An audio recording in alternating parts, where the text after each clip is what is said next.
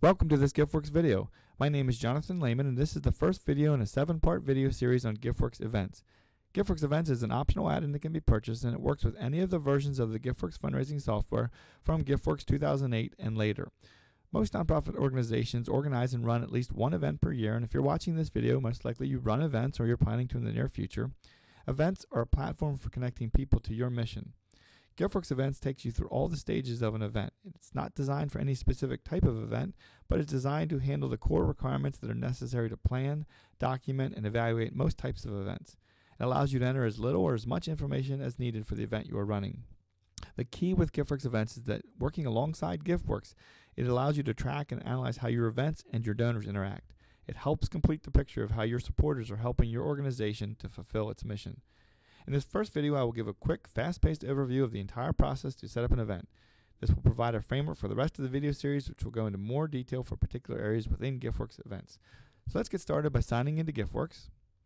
If you've installed the GiftWorks Events add-in, you'll have an additional optional toolbar called Events. You click on Events, it takes you to the main landing page for GiftWorks Events. Most of the activities necessary to get started with GiftWorks Events can be initiated from here. You can manage events, add an event, or send an event mailing. It gives you the list of your latest events. Once you become familiar with GiftWorks Events, most likely you'll click this option. So from now, whenever you click on Events, you'll go right to the Manage Events page. Manage Events page is a place where it lists all your events and their statuses. You can filter them by category, status, and name. If you click on one, you get information about it. You can hover over here, get additional information. You can add an event from here. Lots of activities you can initiate from this page.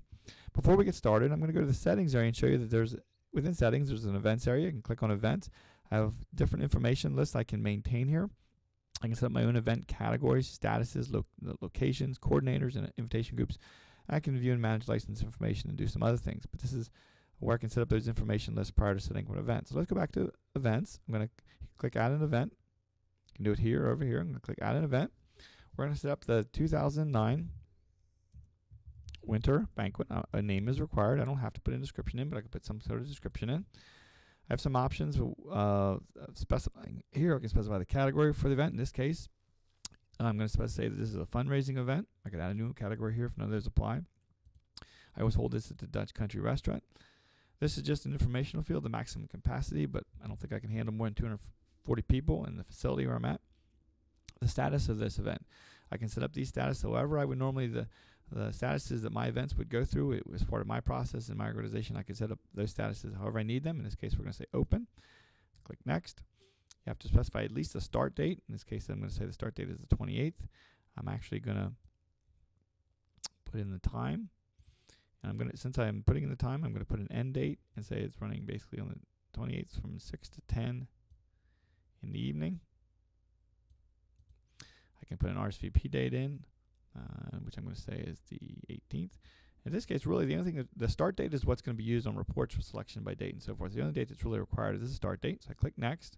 I can review my information, confirm it's okay. I could click Finish here if I want, or I could add more details. I'm going to click on that so I can show you. This is sort of setting up the shell for the event. I could also specify the coordinator. I can put an income goal in here. I'm hoping to... This gives me some reporting capabilities. I'm hoping to raise $15,000. I'm hoping maybe at least 200 can attend. Some goals I have. I can specify a campaign, which will allow me to compare or include some. There's a report that would include both donations against the campaign and event dollars. In this case, I set up a campaign called 2009 Winter Banquet. I can put any notes in here also if I want. Click Save. So now I've sort of built the framework for that event. It's called 2009 Winter Banquet. If I double-click to open it or click on it and click View, this kind of gives me a summary overall of what I've set up so far about the event. And there's some graphical information here comparing this event to other events. I have tabs where I can specify additional information about this event. I can enter as little or as much as I want to. The first thing we would typically do is add an activity. To give you an example, for this type of event, an activity is anything that you would order or is ticketable, something you want to track that people can actually reserve. Some way they're going to participate in this event. So in this case, we want people to be able to order meal tickets. And we can put a description if we want. The meal tickets are $25, and we have 240 of those. This is not a sponsorship, or we don't want to restrict quantity. We'll review that in future videos. I'm going to add a customizable reservation field, something that I just want to set up that makes sense for this type of activity. I'm going to create a list drop-down called Meal Choice, because I want them to be able to select whether they want chicken or beef. add that. So I define that activity and how many are available. I'm going to add another activity, and this one's going to be table sponsorship.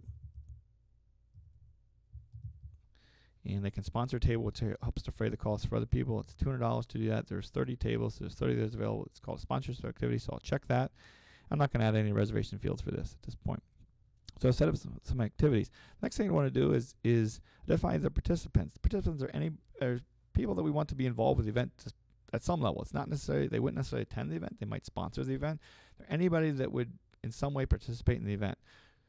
So we need to add them to our participant list. So I'm going to click Add Participants. I can add them from a mailing list or a smart list. I'm going to add them from a smart list. I created a smart list of those that have attended previous events.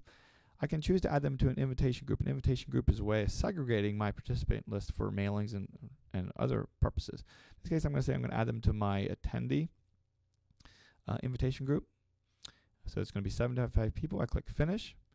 It's going to add them to my participant list. It's going to add them as a default status of invited. The assumption is we're going to invite them to do something, and they have not attended. I'm also going to add participants again. I could add a single participant, or I could add participants from a list again. I'm going to add them from a list again. I'm going to say I want to add some. These are people that sponsored previous events. I'm going to ask them again. I'm going to add them to my sponsors invitation group, and I'm hoping maybe they'll sponsor some tables at this event. So I'm going to add those. You'll see it keeps a list of all the groups that they've been added. Mark was added to both groups because he was actually in both of the smart lists. Some people are just in single groups. So then my next thing would be to actually send some mail to invite them. So I could go and I could send mail by invitation group. I could say I want to send a mailing for all those that you can see. I could pick invitation groups, all those that I'm hoping to attend. I could go through, and next I'm not actually going to complete this mailing, but there's the 75 people. I could actually pick my letter and say go ahead and I'm going to run a mailing for those donors. So now that we've set up some activities, we added participants, we've maybe sent mailings for both to invite people to attend, maybe we sent a mailing for those we want to sponsor.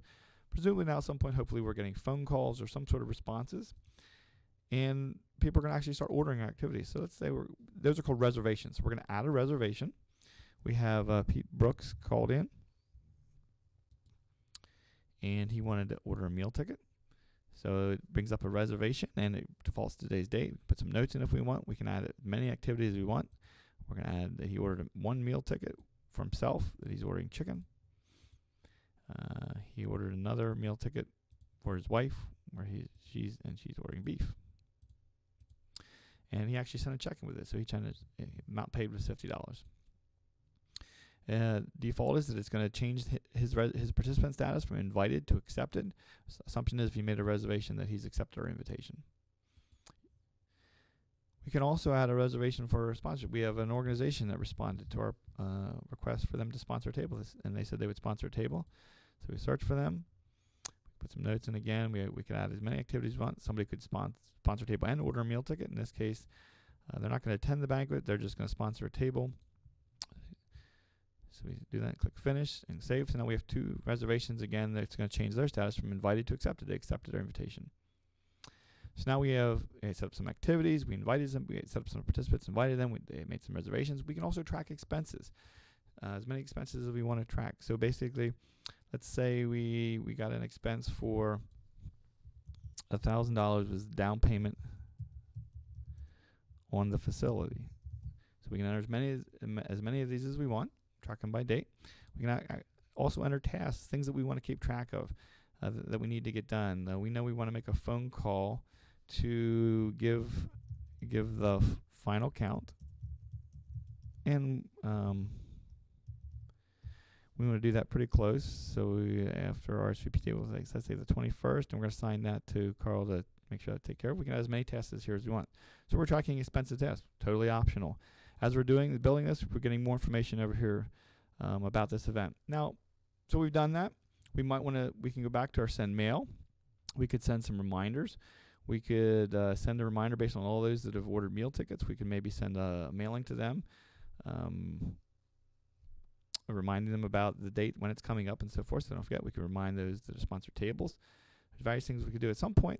We're going to run it. We're going to hold our event. And maybe at the event, we keep track of those that have actually attended. We keep a list of people who actually showed up.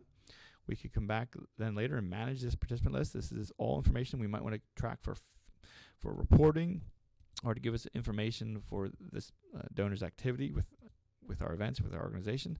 So let's say we have this list, and we can check off all these people, and we can edit them, and we can say they all attended this event. So we change their attendance status to yes. So you can see we can manage this participant list. It builds information about these donors. And then when it's all done, we could send a final mailing. We could send a mailing to all those that maybe that they accepted. And we could send them a thank you letter. And so again, this would take us through the mailing process. So you can see a lot of that stuff drives from that. As much information as we want to put in, we can update that participant list as much as we want to have for future reporting. This kind of gives us a high-level, quick overview of the process you would go through to set up an event and manage it, and hopefully you'll watch additional videos for more information. Thank you for watching.